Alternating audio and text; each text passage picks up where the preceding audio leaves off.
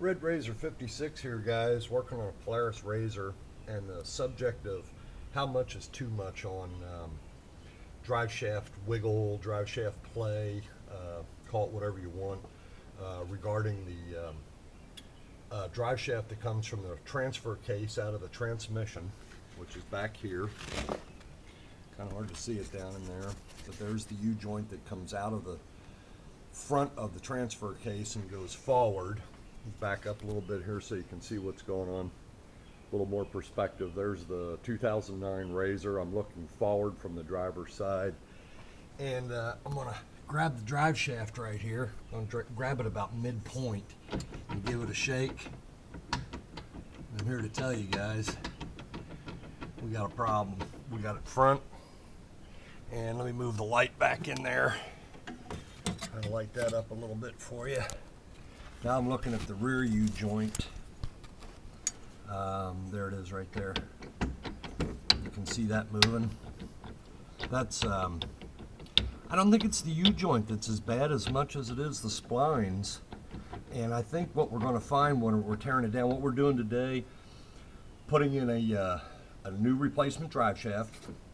And if you look on my YouTube channel, Red RZR 56, you'll see another, kind of a generic video about the drive shaft and the angle of the or the relationship of the U-joints and how they're welded onto the drive shaft.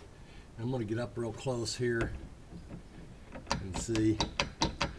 It's a disaster. We're getting a lot of knocking in there. At the same time, this weekend I'm also replacing the front demand drive. Got the whole front end of the RZR torn out. And there's my front demand drive right there.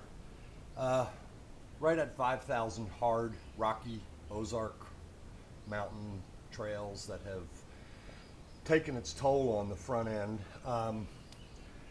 The symptoms I'm getting right now are that every time I change oil, and I'm changing the front demand drive oil about every 300 miles or so, and every time I change it, it's coming out like a chocolate milkshake. And I think where my situation, where my problem is on this one here, for some reason, the input bearing at the rear of the diff is worn out. You'll find on these things, when you go through the exploded parts view and you begin to add up the cost of all the parts, it gets out of control in a big hurry. I mean, stuff is hundreds of dollars per, set, bearings and things like that. They're a little bit of a bear to overhaul. You really need to know what you're doing. You got to go step by step with the manual. And that is what I plan to do, but I'm in the middle of the riding season, and this thing has, it's really gone downhill here in the last 4 or 5 weeks. I really thought I could get the summer out of it. During my midwinter teardown, I noticed a little bit of slop here and there, and then it just went exponentially off scale, bad. So I ordered a complete replacement front demand drive. Yeah, it's right at a little over, it's $1,000 and change.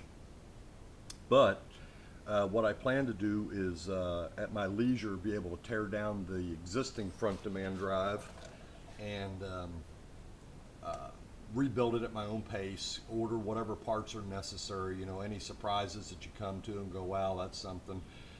I just can't, this time of year, with all the riding we do and all the people that are looking for us to be out on the trails and act as guides or just go out there and have a good time, I just can't afford to be down for weeks at a time. So yesterday I tore it down. I'm to this point here. I'm waiting for Big Brown to show up with the box.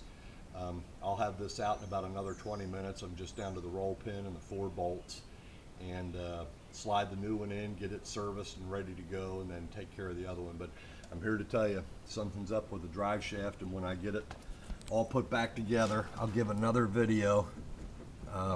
It's really difficult to tell you, but I'm telling you right now, I'm moving that at least 125 thousandths of an inch. That's an eighth of an inch, and that ain't right. Hearing a lot of clunking and banging when we're under heavy load, under heavy stress on an off-camber situation, trying to climb out. and inevitably I know what's going to happen. It's going to grenade right before our eyes. Now the case and all the internals have zero value for rebuild or salvage or anything like that. And I think it leaves you stranded on the trail. I think you're really in trouble there. I think you're talking about getting a truck and trailer down to wherever you broke out, and as you load it on, it's just going to rip pieces to shreds. This is one of those things, it's a little bit beyond preventive maintenance, but we're doing what we can do. And one more shot of that drive shaft. And when we get the new drive shaft, I'm up here by myself. When we get the new drive shaft in, I don't know, it's kind of hard to tell. Let me do something here. Let me put something in the background for reference there. There's a little socket set. And I don't know if you can see that now. And I hope we eliminate all that slop in the front end when we're done here, and I'll take another video and post it up. But don't mean to belabor this thing, but I'm just trying to give you guys that are working on your razors every possible opportunity to compare a 5,000 mile, nearly 4-year-old razor with whatever you have. And again, our riding conditions are rough Rocky Mountain trails. We don't jump, we do cross a lot of water, we don't mud. But if you can see that right there, we're gonna have a come apart. That's all there is to it. So get back to you a little later and post another video. Probably put it up on razorforums.net and see what happens. Thanks for watching. Live to ride another day.